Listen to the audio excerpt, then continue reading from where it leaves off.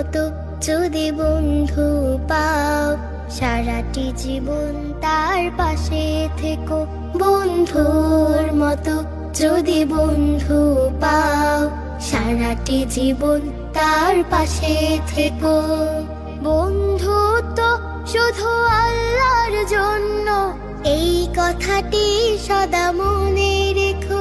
বন্ধুর মতো যদি বন্ধু পাও, সারাটি জীবন তার পাশে থেকো।